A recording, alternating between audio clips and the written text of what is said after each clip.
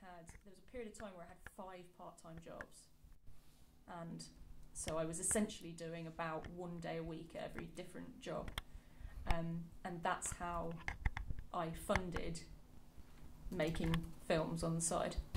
So you've already got into that kind of mind frame, but if you're making a documentary over the course of, say, I don't know, 2 years, is that something that you want to be, is that something you want to be doing? No.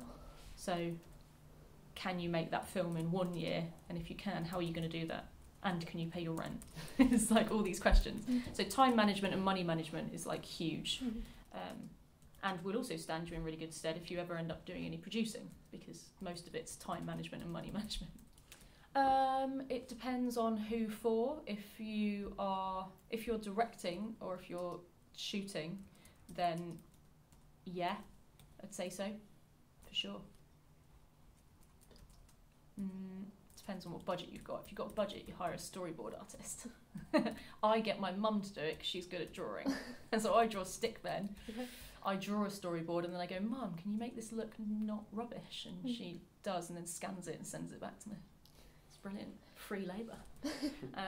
But yeah, I draw storyboards, but I'm terrible at drawing. I guess that would be, I've never hired a storyboard artist because I'm not working at that sort of budget level usually. So I would imagine I would sit down and tell them what it was I wanted them to draw, or draw rough stickmen type drawings and get them to do it properly. Do you actually use storyboards in a documentary? To be honest, I generally don't.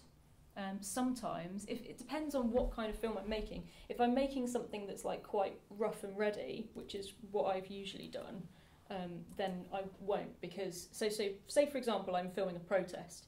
That's such a chaotic environment, I wouldn't see the point.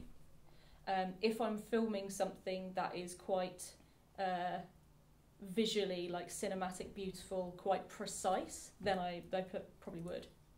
So it depends on I would say it depends on the environment that you're shooting in, really. Okay.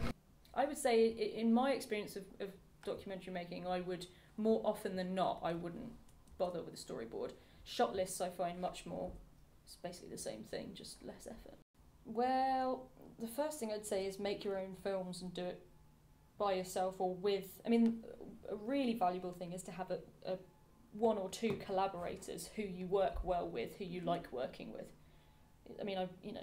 I would and wouldn't suggest you make films completely by yourself. I would because it's good practice, and I wouldn't because it's really stressful. But stress is good sometimes as long as you're kind of using it. So I would say find a collaborator and make some films. Making some films by yourself is an entry-level thing if you are entering at that level.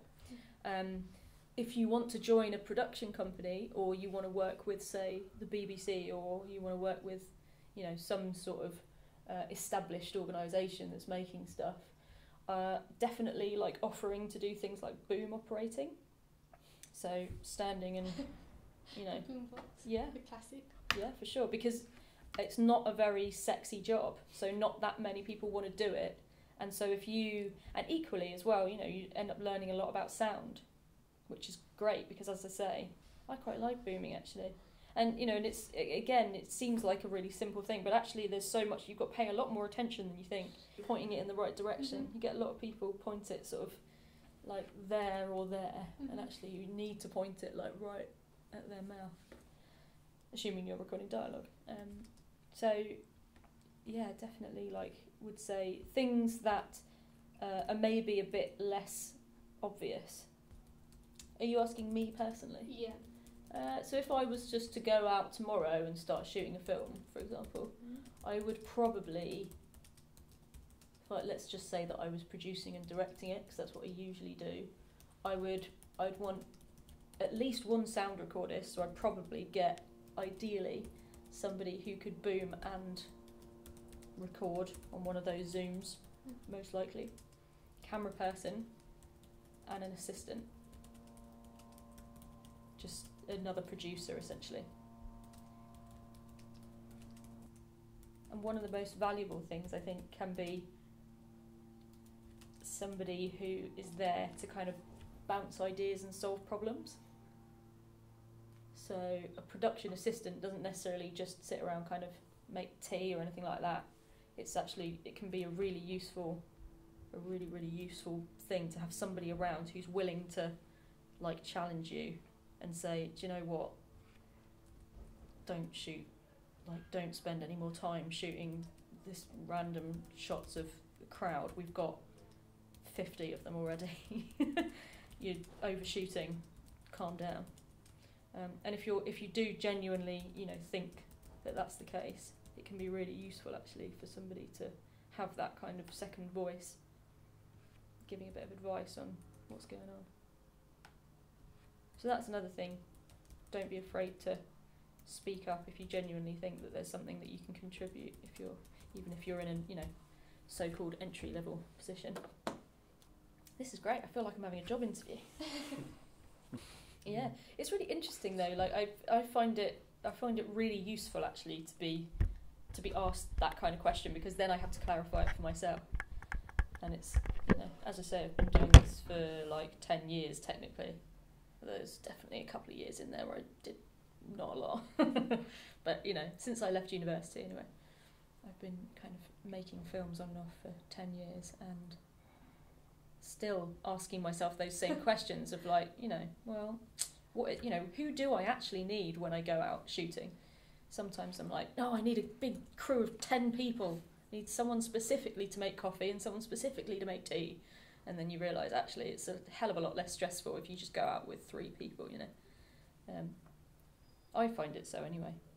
So I did film studies at UWE, at the University of the West of England in Bristol, and then I did a master's in documentary practice at Bristol University a couple of years later. I think I was really interested in that when I did a master's, I didn't know that you could do a master's in a lot of cases without any kind of previous degree in that field. Oh. So there were a lot of people who came and did the master's that hadn't got a film degree beforehand. And so a lot of the first term was basically like a foundation degree. So I was revisiting things I'd already studied. However, for me, I found that really useful in that partly it was like revision, and secondly, it was solidifying for me things that I had kind of not completely been able to get my head round last time.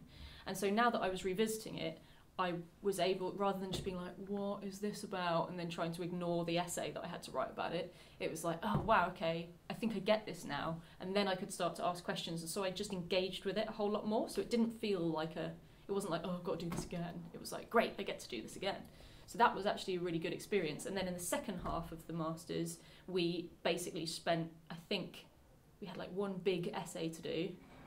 And then we had a dissertation that we had to do, which had to be half practical and half written. Mm-hmm. So I ended up doing a documentary photography project, actually. I was the only person on my course that did photography and not a film. Mm. And I really enjoyed that, as kind of forced to do that that sort of marrying theory to practice. And that was something that I really enjoyed, and I didn't really do, I don't think, in my undergraduate degree. But it was very much about, okay, take all the film theory that you know and then write about why you made what you made and what that means and why it means that. And you have to justify it. And I actually found that really useful, just for asking myself, okay, what am I making? Why am I making it? How am I making it? What's the point, essentially? And even if the answer is like, just because I wanna, as long as you can justify that, that's fine. And that I just found very useful. I think I was just, when I did my Masters, I was at an age where I was ready to do that. I'm not sure I was completely ready to ask myself all of those kind of deep questions when I was 18 years old. So yeah, I found it really useful. Yeah, now and then. Not loads, but every now and again, yeah. Do you do it for work or like fun? No, not really, no. I just do it for kind of a hobby. I enjoy doing it. I enjoy it actually probably more than filmmaking. But yeah, just sort of friends or life events and things like that.